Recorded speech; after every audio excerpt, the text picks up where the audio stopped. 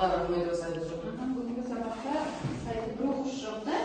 Енді сабағымызды бастамас бұрын бірінші психологиялық ахуал, яғни күй қосамыз сіздерге. Сол күймен ритм бойынша күйді орындап береміз.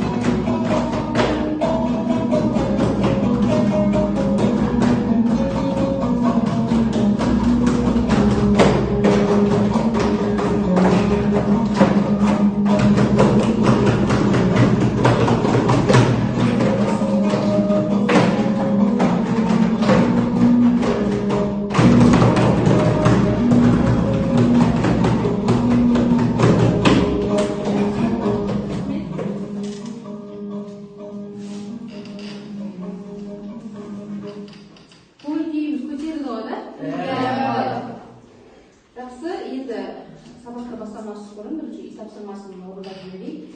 Тақтаға назар аударайық. Сіздерде электр столы бойынша, үй тапсырмасы бойынша тест беріледі. Сол тестті бір-бірден шығып, белгілеп берейік. Бірінші жерге шалғып, жеті бастамаға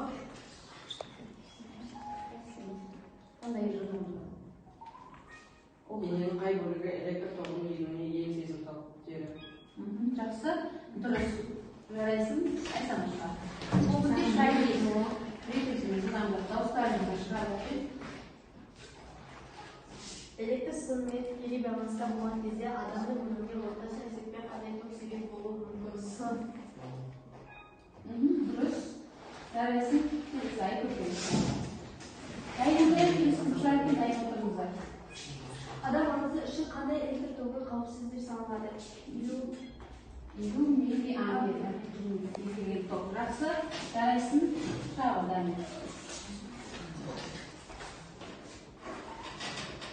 Электр тоғы соғылған жағдайда не істеу керек? Не істеуіміз керек? Көзіміз немесе ажыратуымыз керек. Жақсы, дұрыс. Жарайсың, келесі ұзын ашқарады. Саған ашқарады.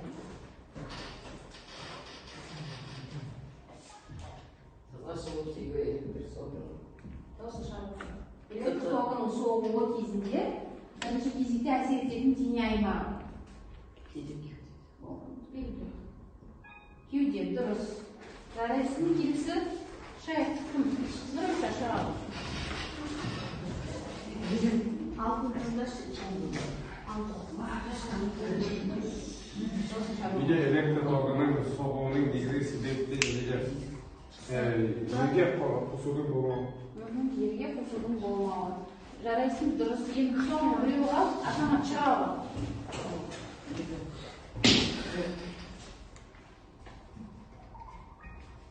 Электр тоғының қанша негізгі түрі бар? Екі түрі бар, негізгі екі түрі бар. Жақсы, жарайсың. Енді сіздерде алдарында бағалау берілген, амперметр, вольтметр деген бағалаулар берілген. Осыған тақтаға жаңа үй тапсырмасына сұраққа жауап бергенде, және де дискриптылар берілген. Бірінші тапсырма бойынша 2 балл аласың, солай 2 баллға қойып қоямыз, стрелкасын апарып қойып қоясыздар. Жақсы, енді қазір сабағымызды мынадай бастамашы топқа бөлініп алайық. Мұнда екі түрлі асық бар, осы асықты таңдап топқа бөліне қояйық. Қандай ғой? Міне қызыл топтар мұнда отырады, жасыл топтар мұнда отырады. Қандай беріңіздер?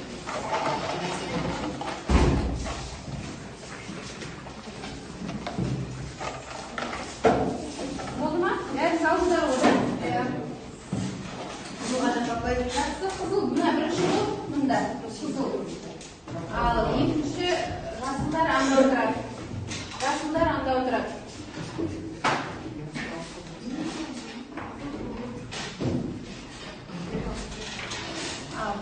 Болдық қода топқа бөлінген жаңа тақырыбымызды, дәптерімізді ашып, жаңа тақырыбымызды жазайық. Электр тізбегі. Бүгінгі күнделігімізде 14.01.2020 электр тізбегі.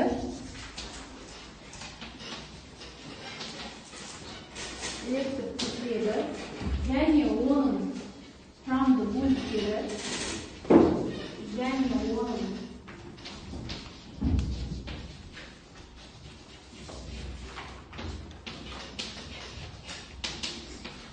құрамды бөліктері топшы кернеу. Топшы кернеу.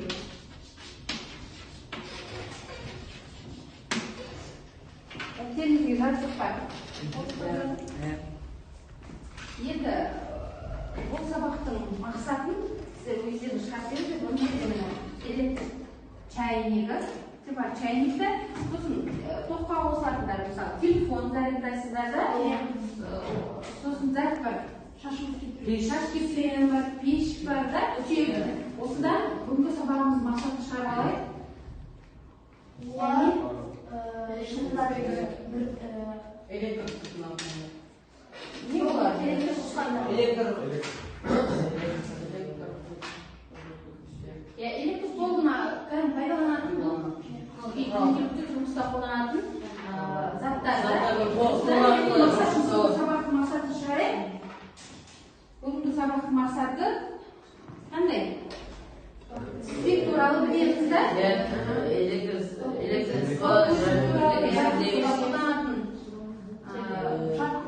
Шартты белгілерін, сосын топ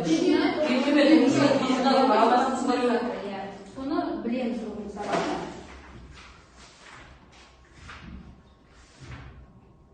Енді мұнда деген сіздерде таймеріміздің рефлексиямыз бар, уақытымыздың сосын жаңа шуласаңыздар, мұнда дыбыстар шығады, осыларымыз тұр. Осыны бүгінгі сабақта пайдаланамыз. Енді жаңа сабақты сіздерде алдарыңызда кітапты оқи отырып, сосын мұнда топта деген жазылған QR бар. Осы QR-ды сканерлеп, падлет тақтаға бірінші сіздер инстаграмда неңізді жасап аласыздар, графикалық постердеріңізді жасап аласыздар, соны падлет тақтаға саламыз. Инстаграм бәріңізде бар ма инстаграм? Сотыңызды алайық, инстаграмдарыңызды ашыңыздар. Сіздер деген жаңа кернеу туралы тақырыпты, кернеу туралы нетесіңдер, графикалық постер жасайсыздар, ал сіздер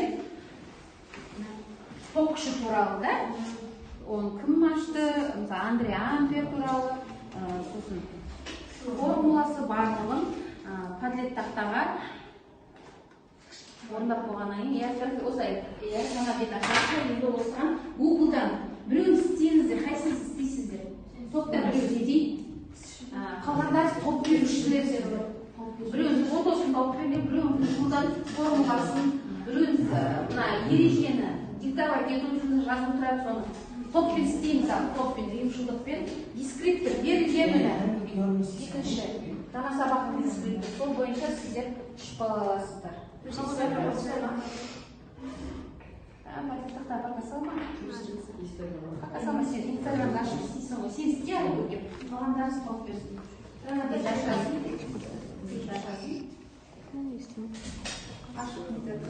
Оны пока сен істемедің. Сонда істеп болғаннан кейін мынаны QR-мен саласыңдар. Пока Instagram'dan açıp sizleri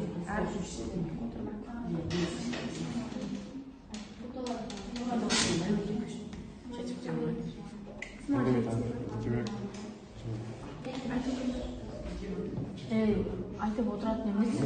Сразу кооперировать істейсің. Сразу камераға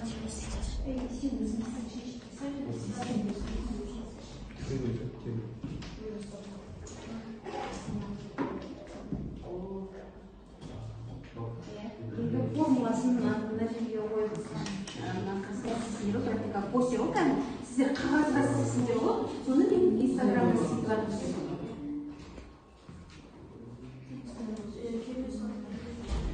формуласын тоже фотосын қарап тренинг формуласы демесіздер сосын есімдер мынаны ашшы енді жарық істейді телефоныңда қазір көрінбейді ғой жарық істейіндер телефондарыңда яркосын ашыңдар иә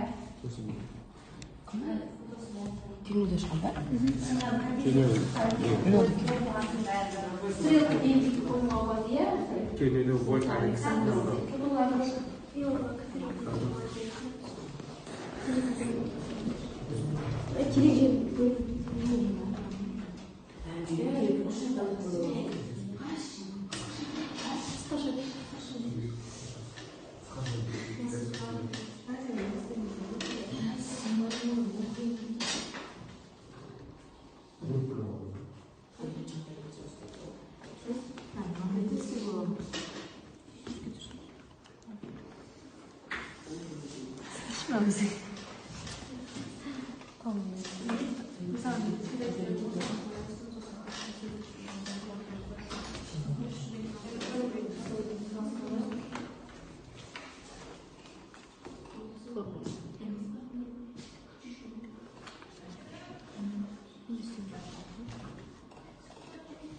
кім істеп жатырсыңыз біреуіміз тек қана бір оқушы жасайды соны неге саламыз қалғандарыңыз көмектесіп істей беріңіздер сурет қоямыз.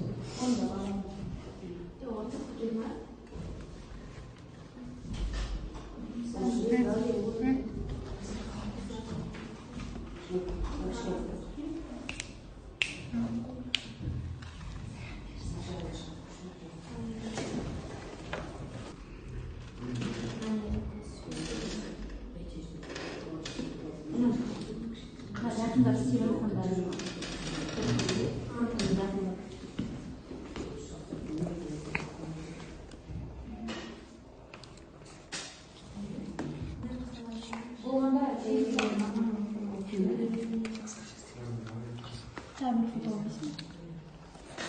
Күшті ғой. Мына істепті.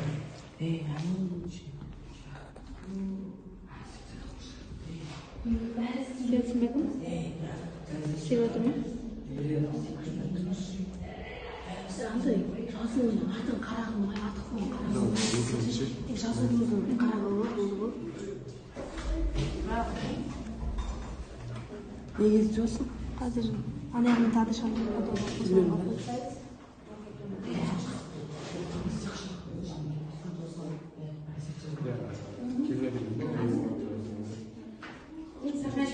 галереяларын қолданыңыз Ана тоқшы дейміз. формасында фотосын қоюға болады жаздым ғой дұрыс ана кішкене үлкейте ғой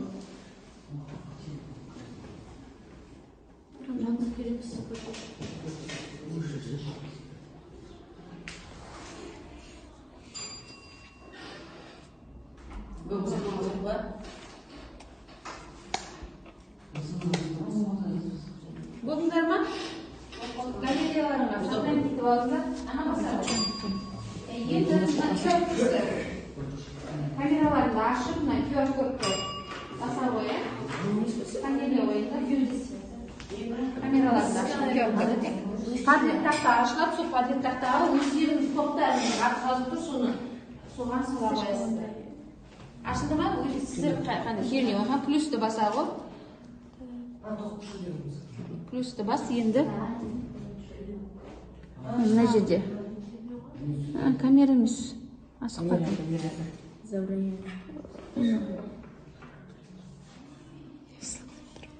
Ага, загрузи.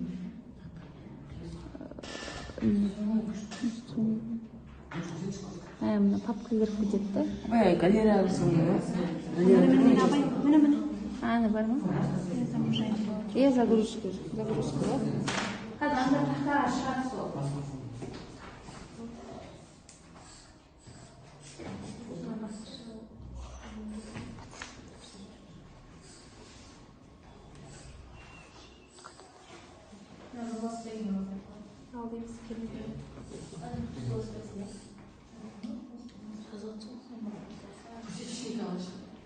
Мен тақтаға шықты кернеу тобынікі дайын уже.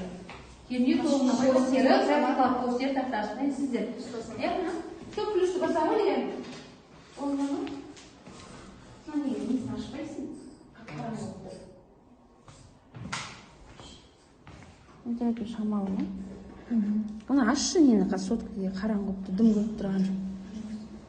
Ашшы, совсем ашшы. Конечно. Мына жерде. Бас. Загрузить. Разрешить. Это же,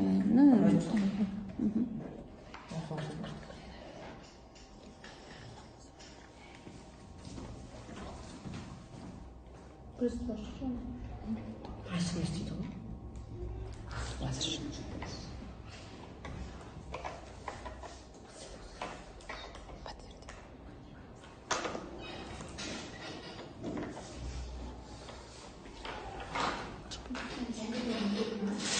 Я шықтасына. Қазір.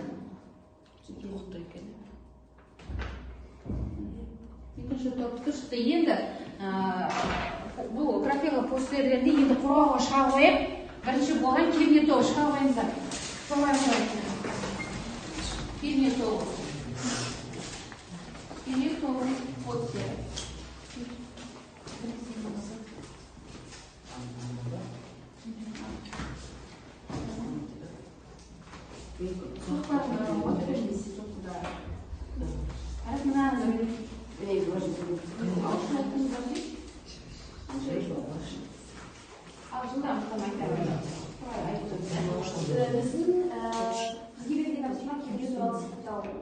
Жалпы кернеу Александр Жозепе Антонина Анастасия Вольтаның құрметіне өлшем білігі вольттері тұрған қаралық бірліктер желісінде. Жалпы кернеу ол электр өзінің зайырлаған бөлшектерге әсер ететін физикалық шама болып табылады. Оны ағылшыннан уат деп өзгейді. Жақсы келесі айтасың. Формасын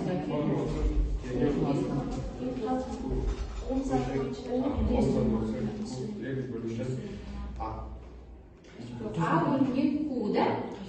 Q бөлінген А. Енді келесі так, не айтасыз кернеу туралы. Кернеудің екі түрі бар, тұрақты және шынымен кернеу. Тұрақты кернеу олар мысалы аккумулятор, батарея деген сияқты. Ал айнымалы кернеу ол тұрмыстық. Мысалы қазірдің өзіміз қолданатын телефон, ноутбук, тағы Так, қосымша тағы не айтасыздар кернеуді? Сұрақтарыңыз бар ма сіздердің? Кернеуге байланысты. Кернеуді қандай құралмен өлшейміз? Вольтметр құралымен өлшейміз. Жақсы. Несі шарты белгісі қандай?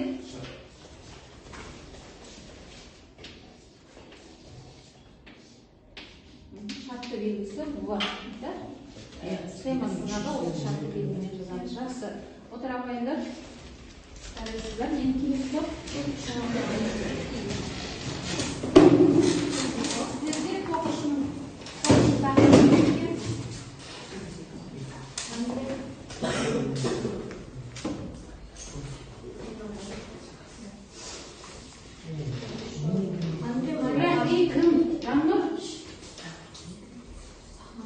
Анде Мария Ампер 1775 Француз физигі электр және магнетизм саласындағы іргелі зерттеулердің негізін қалаушы.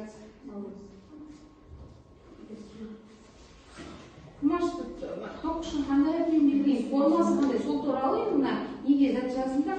Ол электр тогы мен магнетизм өзара әрекеттесу арқылы ашып, электромагнетизм теориясының дамуына үлкен үлесін қосқан адам. Тағы қосымша басқаларыңыз не айтасыздар? Жан-жүрек жасадың бағын. Ампер заңы электр тогының магнит өрісімен әсерлесуін сипаттайды. Ол ток жүретін өткізгішке магнит өрісінің тарапынан әсер ететін күшті есептеуге мүмкіндік береді. Қандай форманы білмейміз? Формасы қандай? Тақтаға жазуға бар? Онда да тұр ғой? Формасы қандай жауыз?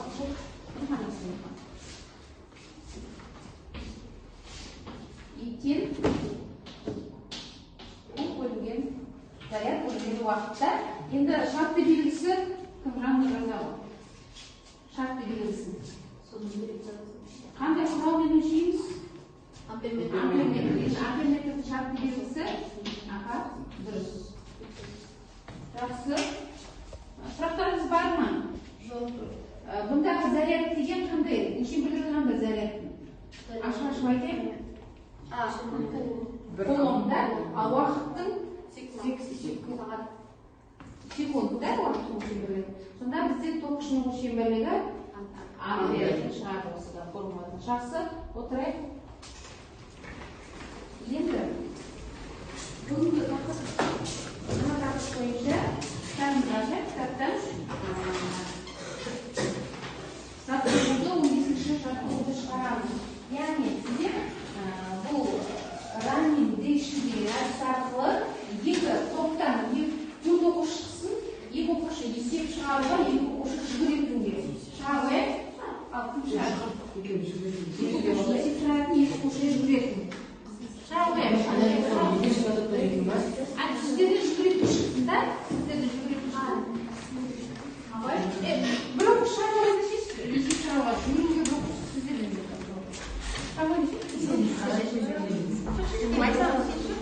Жүгіруге нұрхан шығаруға. Жүгіретіндер арт жаққа келе қойыңыздар. Сіздер деген сен 15-ші жаттығудың бірінші есебі, сен 15-ші жаттығудың екінші есебін оқып жаттап аласың, сосын шығаратын оқушыға апарып айтасың. Берілген. Сен берілген айтқаннан кейін сіздер шығарасыздар да, ортасын бөліп қойыңдар. Бір бақай. Орныңызға шығарайық. Бастаңыздар.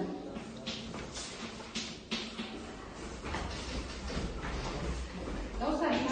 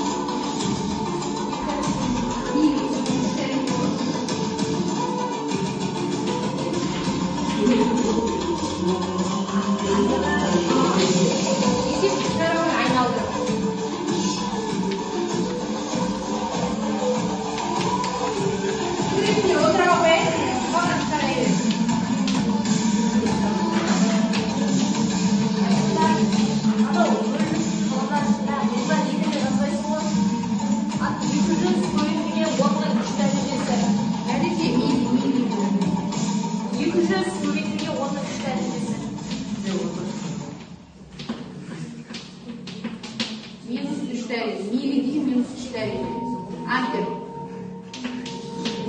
Микро деген неше дәреже? Минус 6 дәреже, да?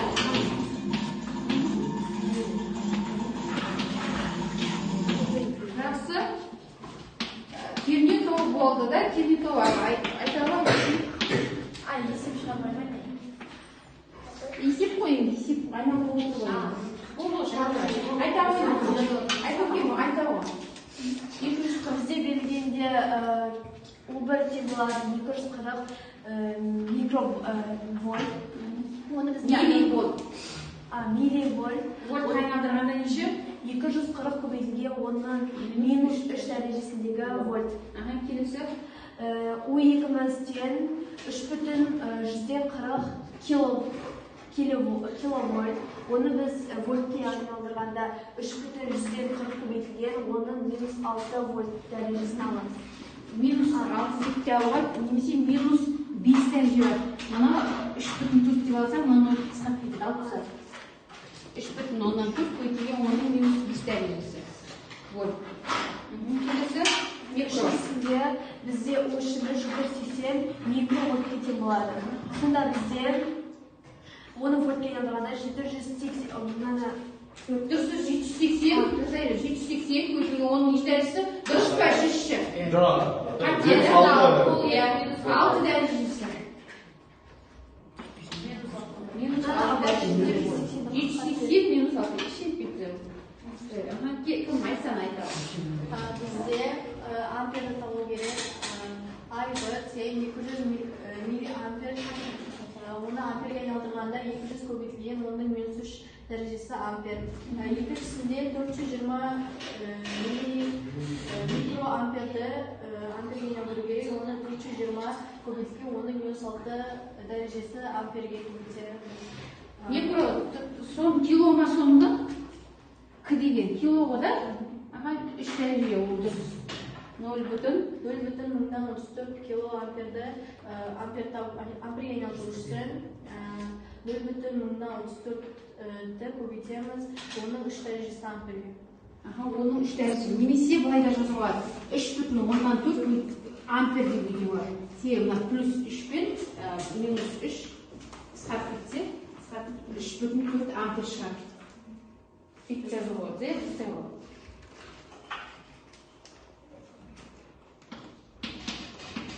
Жақсы, отыра қояйық. Енді алдарында бағалау тұрып, сол бағалау бойынша есепке шыққандар бағаланады, өздерін бағаласын, жаңа жүгіруге қатысқандар өздерін бағаласын. Енді бүгінгі сабақ осы, бүгінгі сабақ бойынша бекіту сұрақтарын қойайын. Бұнда скриптор берілген бекіту сұрақтарға да, яғни бір балдан аласыздар сұрақтарға жауап беру арқылы. Ілгіш әдісі бұл. Ал сұрақтарды біреуіңіз алды, әкімге алды. Жауап берді.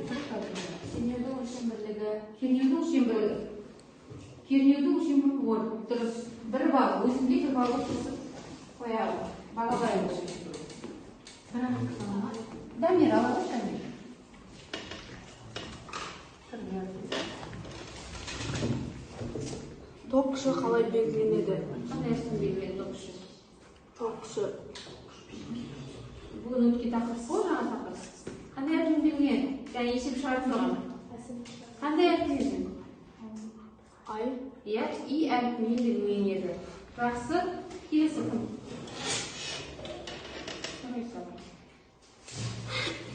Bir maş şamanın şahtı. Bir mili әрпі. Mili әрпі. Неше дәрежеде береді? Mili әрпі минус 3 дәрежеде. Минус 3 дәрежеде. Кім? Батырбек қайда ма?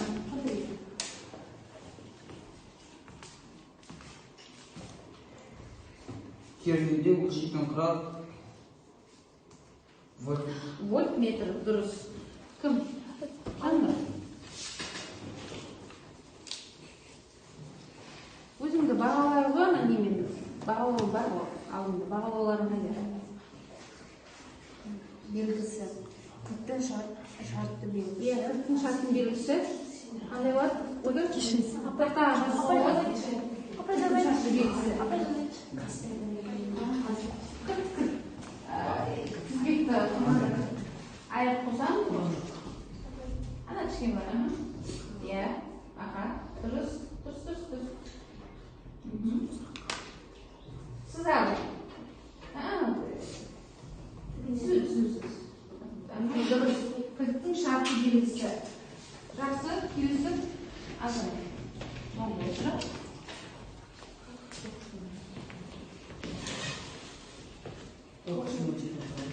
Ток үшін жету құралы. Ампер метр. Ток үшін жету құралы ампер метр. Жақсы дәресін енді оның шарты бойынша жету. Сабағымыз аяқталды. Рефлексия бере қояйық. Бұл сабақ бойынша кері байланыстарымызды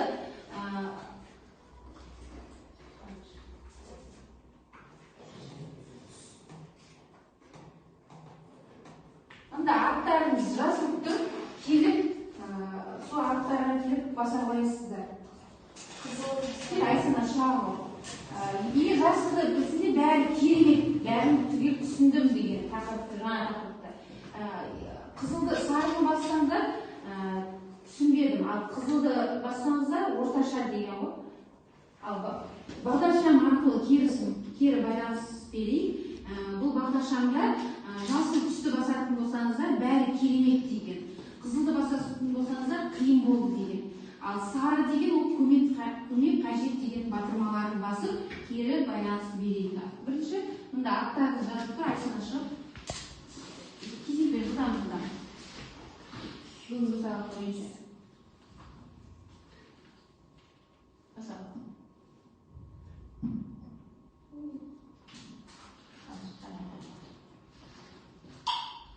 Жасыл басында.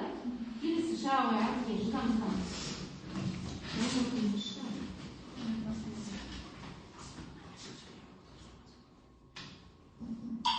Қатты басында жұтамыз. Келесі шағылай нұрхан. Бүгінгі сабақ бойынша сән бәрі керемет. Бәрі керемет. Келесі шағылай. Айсекем шағылай. Шағылай. Айсекем. Артына шағылай. Бәрі түрі болмайды.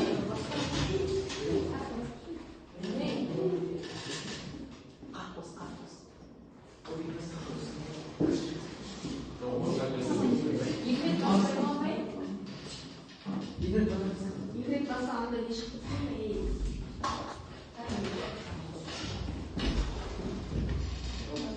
Келесі баса ермеш?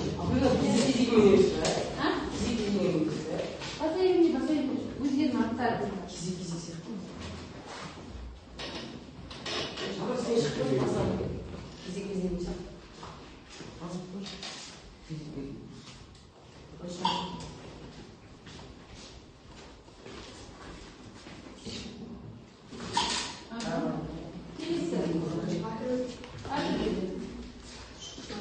Бүгінгі сабақ бойынша бәрі түсінікті. Бүгінгі сабақ бойынша басалып. Келесі.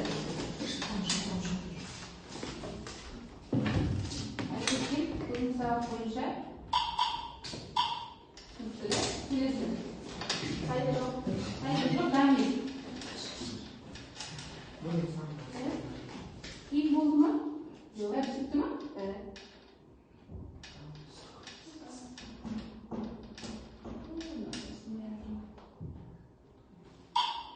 Келесі азамат көмек қажет пе?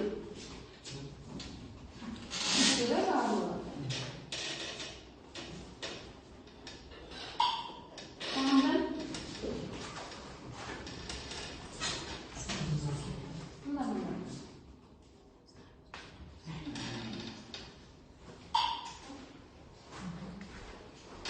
жақсы. Енді алдарында баға отыр ғой, бағалар маған бере қойыңыздар.